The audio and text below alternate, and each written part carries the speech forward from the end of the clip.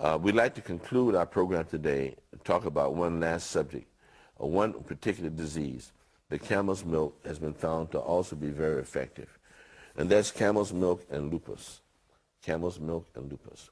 Now, actually, this is one of the first things that camel's milk was found to help. Now, what is lupus? Lupus comes from a category of diseases known as the collagen connective tissue diseases, of which there are basically 5: lupus, scleroderma, Raynaud's phenomenon, Sjogren's syndrome, and pemphigus vulgaris. These are 5 forms of the connective tissue diseases. Now, the collagen is a protein in the body that helps with the skin. It helps with ligaments and tendons, you see, and it exists normally in those areas. But in these diseases, it starts to develop in places where it shouldn't, like in the liver or in the kidney or in the brain or in the heart, and then it can slowly destroy those areas. So these are called the collagen vascular diseases. The lupus is by far the most common one and is one of the most dangerous ones. It is indigenous to American Indians and is also indigenous to people from Punjab. That's not only the Sikhs that are in eastern Punjab, but the Muslims of Lahore area is also Punjab. So the highest incidence of people in the world that have it are the American Indians, and this is 8 women to every 1 male. The second highest incident are those people from the part of the Indian subcontinent known as the Punjab state, which is on the border between Pakistan and India. On the eastern side, you have Amritsar, which is where most of the Sikhs are. They're all Punjabis. They get the disease at high risk, as well as the Muslims that are living in the Lahore area. They're also Punjabis. They're the same bloodline, but different religion. So for some reason, this particular type of person from that area is very susceptible to lupus. The third category are American blacks. They come in third. And again, it's women 8 times more than men. There is no specific cure for lupus. The actual word in Latin means raging wolf. That's actually how it's translated from Latin into English. The full name is systemic lupus erythematosus, SLE, systemic lupus erythematosus. Okay, and in Latin, that really means raging wolf. Okay, imagine that you have a wolf inside your bloodstream, and it's going from organ to organ, and like a wolf, it is chewing up and destroying the organ. That's what lupus is. Okay, and they found in Central Asia that people with lupus that were drinking camel's milk were going into remission. They were living longer. They were having less side effects. They were having less complications from the disease, and many of them were even being cured. Okay, this is one of the first things that camel's milk was found to help. So I wanted to mention that today, okay, before we get into the newer research and the more recent research. Let's go back to the beginning and mention that this is one of the first diseases. And it makes sense. Why does it make sense? Because lupus is a heat-sensitive disease. It is sparked and initiated, and it is made to flare by high temperatures.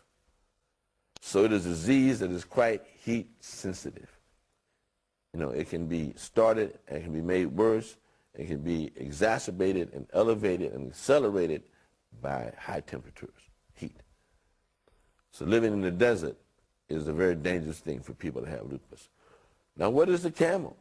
The camel is the ship of the desert. It is the one animal that Allah has created and has given specific qualities to be heat resistant. The camel is the most heat resistant animal known to man. The camel is the most heat resistant animal known to man. Not only does it survive in the desert, it thrives in the desert. Not only does it survive in the desert, the camel thrives in the desert. Okay, so the antibodies and the defense system that the camels have specifically has been given to the camel to resist all of the problems of being in the desert and the hot temperatures. The people with lupus, their problem is just the opposite. This disease is heat sensitive. It is triggered by sunlight. They can even go blind by just looking into the sun directly. They can have temporary blindness. That's how sensitive they are. So by drinking camel's milk, the people with lupus develop or they obtain a degree of heat resistance, which the camel's milk and the antibodies of the camel have naturally. So here's one thing, one disease that the human beings have that makes it susceptible and weak to heat. And here's another animal which Allah has given great qualities to resist heat. So naturally, the milk from that animal is very beneficial to human beings with lupus. So this is something that is just common sense. And this was actually one of the earliest findings of camel's milk. And one of the first things that showed researchers that camel's milk was a very effective natural form of medicine.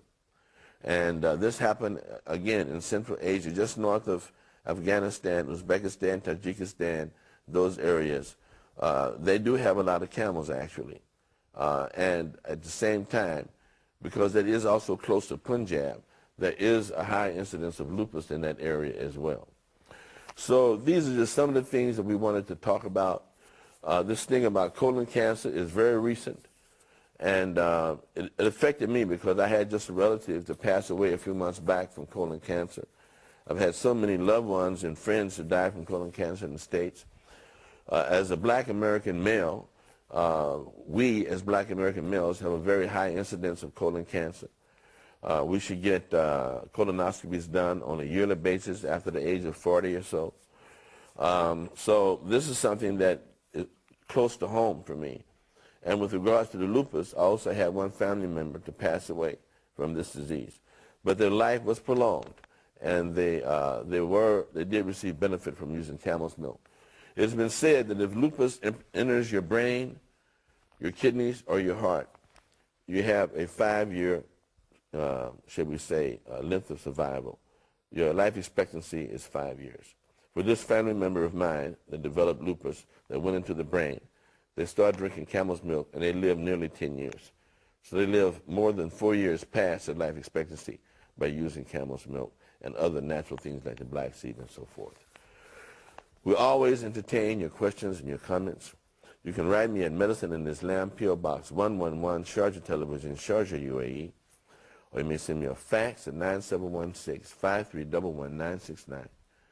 9716-5311969. Or as most people choose to do, you may send me an email at medman@imraz.net.ae. That's medman, M-E-D-M-A-N, at imraz.net.ae.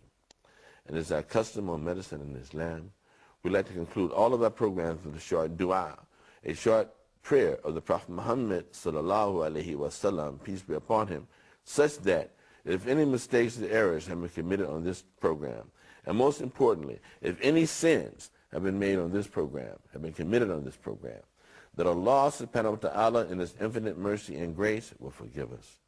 Subhanallah wa bihamdihi, subhanakallahu wa bihamdika, wa nashhadu an la ilaha illa anta, nastaghfiruka wa natubu ilayk, nastaghfiruka wa natubu ilayk, nastaghfiruka wa natubu ilayk. Jazakumullahu khairan. May Allah reward you with the very best Islam.